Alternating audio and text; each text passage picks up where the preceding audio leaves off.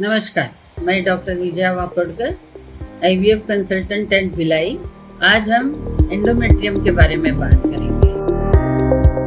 Fertility के treatment के दौरान हम अक्सर ईटी इस नाम के फ्रेज से वाकिफ है। ईटी यानी एंडोमेट्रियल थिकनेस।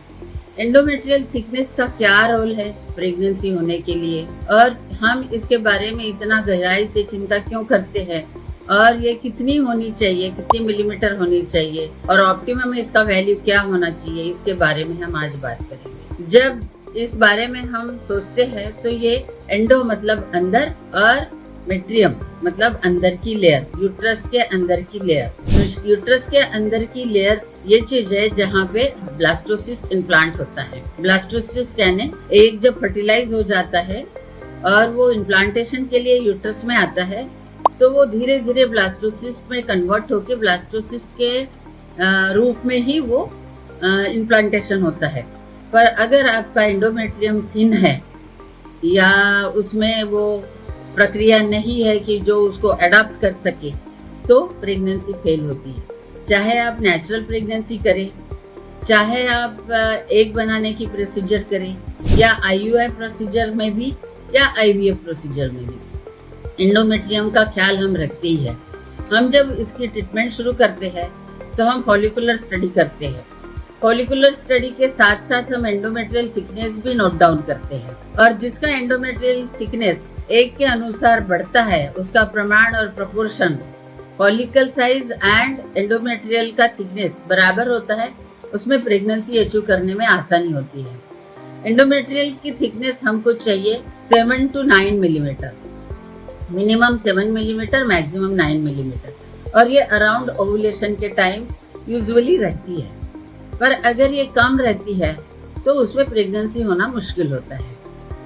इसको हम पैटर्न के द्वारा भी देखते हैं कि जैसे थिकनेस ऑफ द एंडोमेट्रियम कितनी है, फिर ये ट्राई लेमिनर होनी चाहिए। सोनोग्राफी में जब हम ये करते हैं तो आपको 3 लाइन दिखती है, ऊपर की लाइन, बीच की और एक नीचे। ये दोनों लाइन के बीच में का डिस्टेंस जो होता है वो 7 to 9 मिलीमीटर होना चाहिए। तीसरी बात, आजकल हमारे पास बहुत एडवांस कलर डॉपलर मशीन भी आई है, तो हम लोग इनका ब्लड फ्लो, यूट्राइन आर्टरी का ब्लड फ्लो जो यूट्रस को सप्लाई करता है और एंडोमेट्रियम तक जाता है, उसका पैटर्न भी देखते हैं।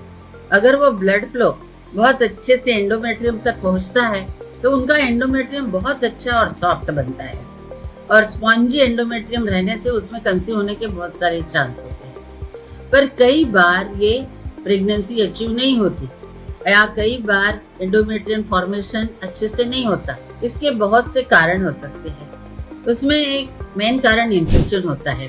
ट्यूबरकुलस इन्फेक्शन में एंडोमेट्रियम पूरा डैमेज हो जाता है और उसको बाद में रिकवर करने में काफी टाइम लगता है, अच्छे से ट्रीटमेंट लेना पड़ता है। Chronic PID is one of the commonest cause, उसमें भी अच्छे से ट्रीटमेंट करेंगे तो ये भी ठीक हो सकता है।